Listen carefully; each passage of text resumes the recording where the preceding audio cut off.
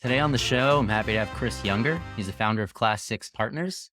Today, we're going to be digging into selling your business, preparing for an exit, dealing with wealth creation events. It's really great for any entrepreneur who eventually wants to sell their company. So let's dig into the different types of entrepreneurs or different stages in their business life cycle.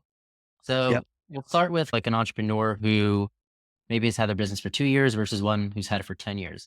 Yeah, probably the biggest issue that we see for young businesses is how do they think about scaling?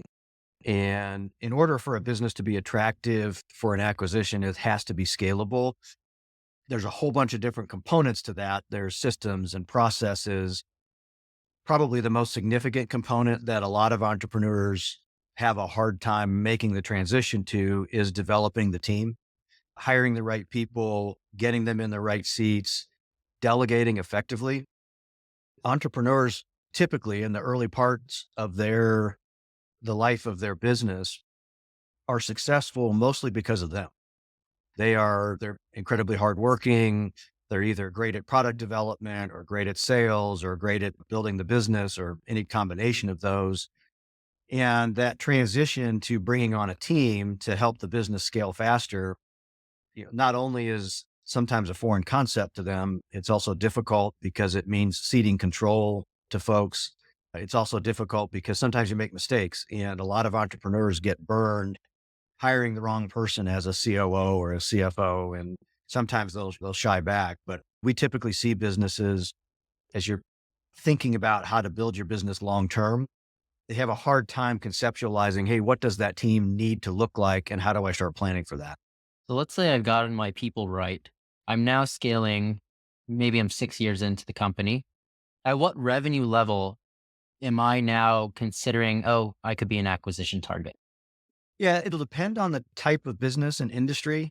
For SaaS businesses, as an example, ones that are growing rapidly, have good SaaS metrics, those can be marketed at 5 to 10 million in revenues.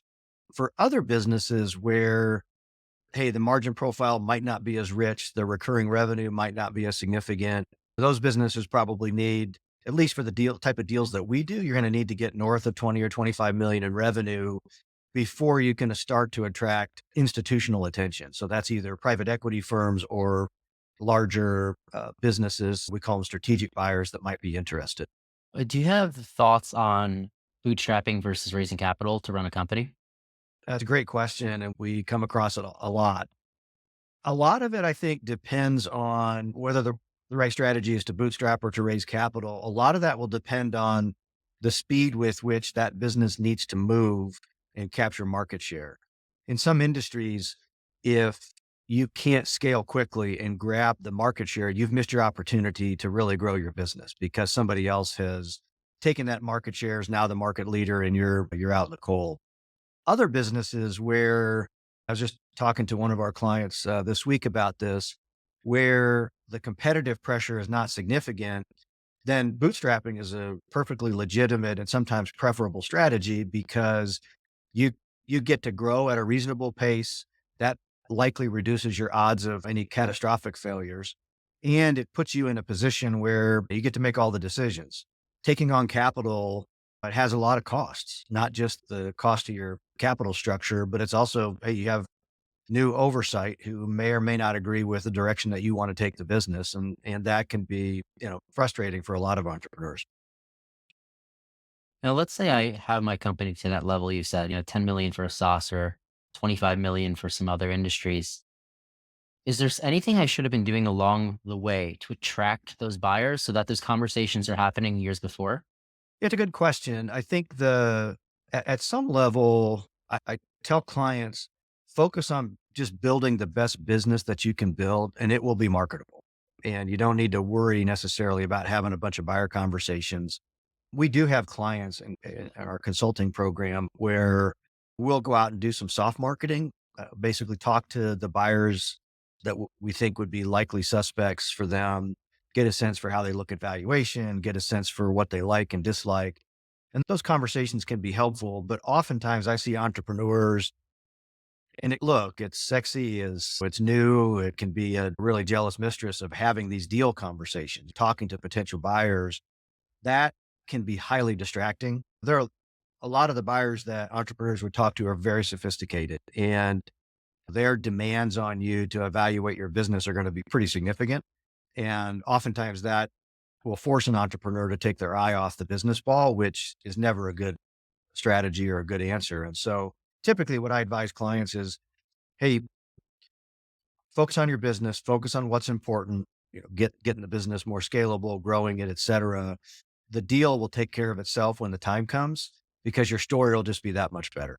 Preparing for that sophistication in those conversations, should the entrepreneur get some practice in, some skills before getting to those conversations? Or is that where really somebody like you comes in and acts as that mediator between?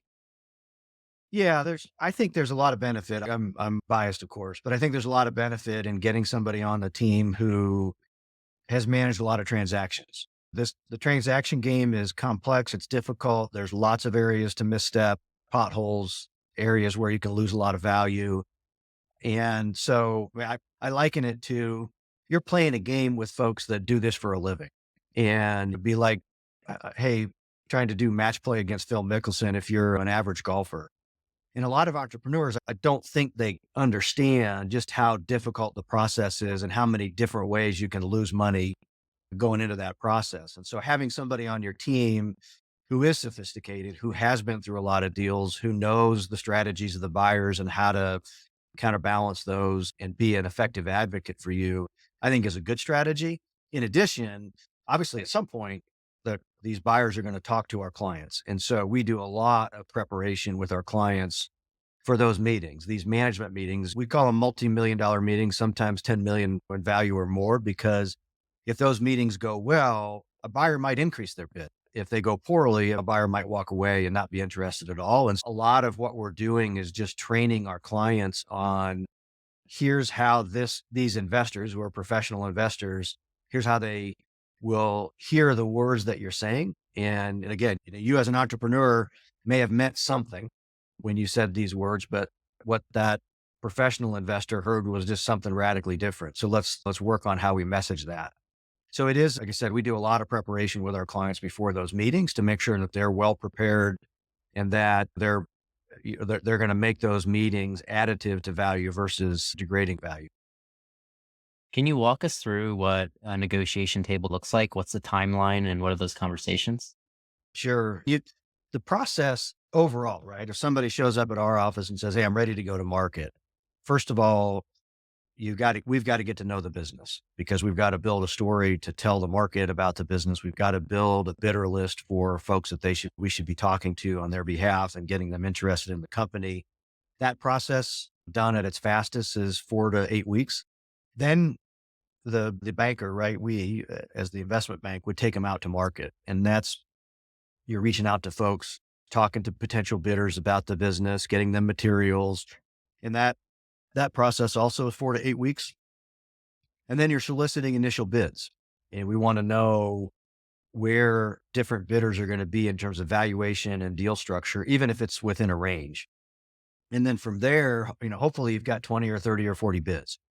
From there, we're going to select, call it 5 to 10 of those groups to come in and meet the management team.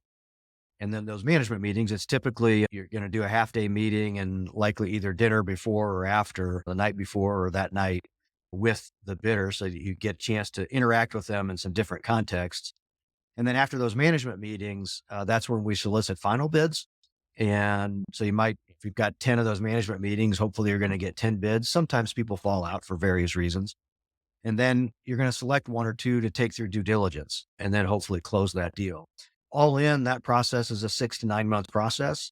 One of the things we're big advocates for, it's one of the reasons why we built our own consulting business called Pathfinder, is stepping into that process without having done good preparation work before, you're likely to leave some money on the table because there are going to be things in any business, risks in any business that are going to detract from value. And if you've got an opportunity to identify and then deal with those before you go to market, it's going to be well worth that time and energy, I can assure you. So let's say post exit, dealing with this wealth creation event. And then also, this is An entrepreneur is somebody who's been going into work every day, probably working 60-hour weeks, even they never really stop. How do you help them with, first of all, dealing with that wealth creation and then the transition? That's a great question. Obviously, on the wealth creation, again, we have a family office that we own and that works with our clients just to help them do that planning because there's a lot that goes into that. You want to do effective income tax planning, effective estate planning. If you have kids, you want to think about what's the right strategy for kids and wealth. We've seen some horrible movies along those lines of kids getting access to wealth, either too much wealth or too soon or not in the right context and haven't had the right training. The second piece is really just education. How do you educate somebody about what it means now to have significant liquid assets? You come up with an investment strategy, develop a risk profile for them, and just identify what their goals are. A lot of times, right, our primary objective is make sure they don't lose money. And so that they preserve wealth, grow at a modest rate, because they've quite frankly taken more risk than most people will have in their lifetime, at least financially. And then the other piece, which is a much trickier one, is hey, what comes next for them personally?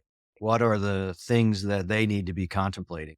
Oftentimes, at least in our deals, the entrepreneur's staying on. So they're going to continue to work for that company. And so part of the education that we do is just what is it like now to be a CEO where you've got a private equity investor? What does that mean for your business? What does that mean to you personally? What does that mean for reporting, et cetera? Sometimes if they get acquired by a strategic buyer, their job might be in a transition role, which is fine. But the trickier one is for entrepreneurs who intend to retire. Maybe after a year or 2 years of transition, they're going to retire. That one's a lot trickier for folks. And we really counsel our clients to run to something, not away from something.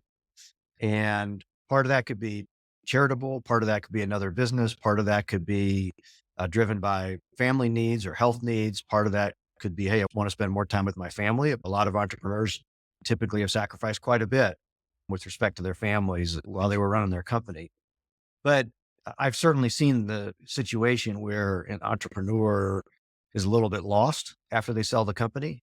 That has become their identity in a lot of ways. And there are various organizations that will help entrepreneurs. And we try to hook our entrepreneurs up with other clients that we have just to give them some feedback and advice on, hey, here's what to expect. And here's how to think about it and plan for that. It's never easy because, again, these are, to your point, entrepreneurs are type A. They're driven. They wake up with purpose in the morning and they get after it. Speaking personally, after we sold our company and I tried to retire for about a year, it's really disconcerting to wake up and not have that drive and purpose. And so as I told my wife, I'll probably work until I'm 90. Those are the people who live the longest, right? You wake up with purpose every day. I love our game. I love our clients. I love what we do and I would do it for free. And a lot of times we do. So, Chris, if our listeners wanted to learn more or reach out for help, how could they do so? You can certainly just email me, Chris at class6partners.com. That's class VI, the Roman numeral 6 partners.com. You can also check us out on the website, class6partners.com as well. Thank you, Chris, for coming on the show and everybody for listening to another episode of Failing Success. Make sure to smash that subscribe button. I'm your host, Chad Kalecki, and we'll see you next time.